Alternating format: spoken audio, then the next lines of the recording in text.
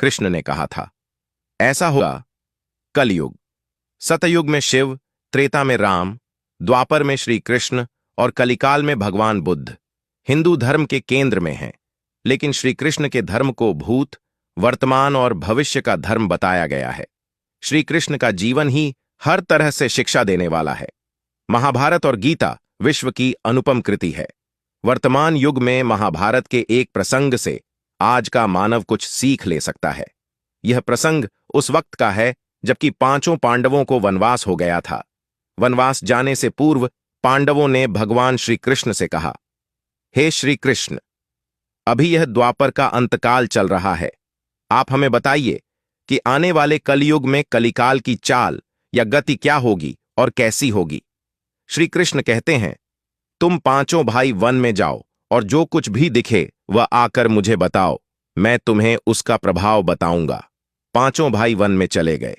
One में उन्होंने जो देखा उसको देखकर वे आश्चर्यचकित रह गए।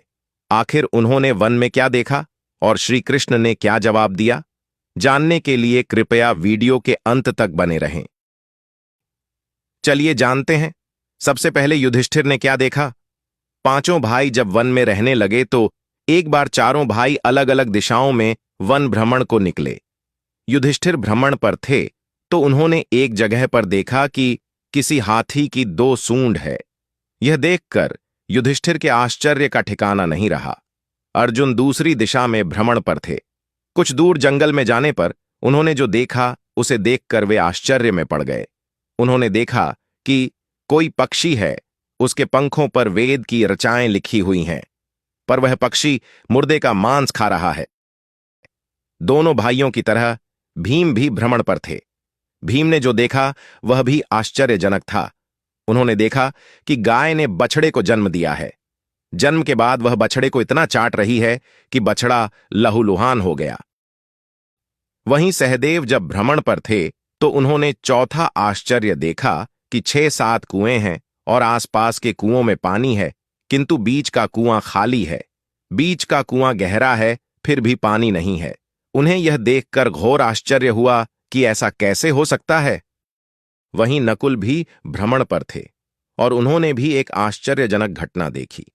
नकुल ने देखा कि एक पहाड़ के ऊपर से एक बड़ी सी शिला लुढ़कती हुई आती है और कितने ही वृक्षों से टकराकर उनको नीचे गिराते हुए आगे बढ़ जाती है। विशालकाय वृक्ष भी उसे रोक न सके। इसके अलावा वह शिला कितनी ही अन्य शिलाओं के साथ टकराई, पर फिर भी वह रुकी नहीं। अंत में एक अत्यंत छोटे पौधे का स्पर्श होते ही वह स्थिर हो गई।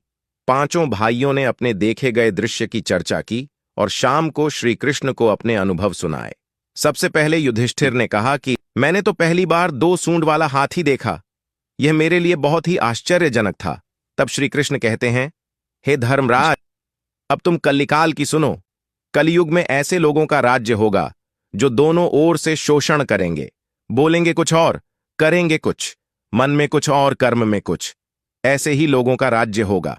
इससे तुम पहले राज्य कर लो। युधिष्ठिर के बाद अर्जुन ने कहा कि मैंने जो देखा वह तो इससे भी कहीं ज्यादा आश्चर्यजनक था।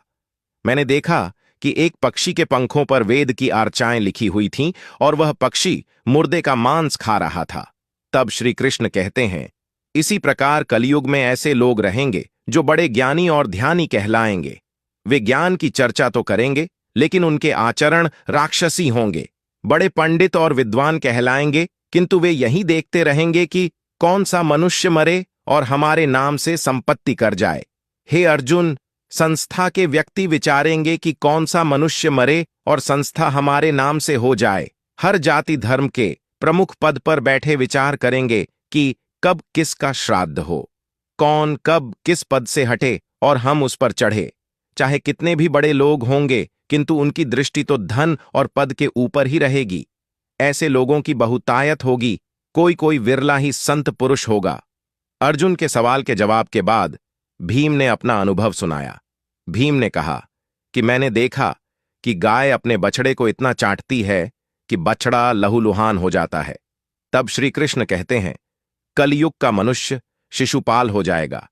कलयुग में बालकों के लिए ममता के कारण इतना करेगा कि उन्हें अपने विकास का अवसर ही नहीं मिलेगा। मोह माया में ही घर बर्बाद हो जाएगा।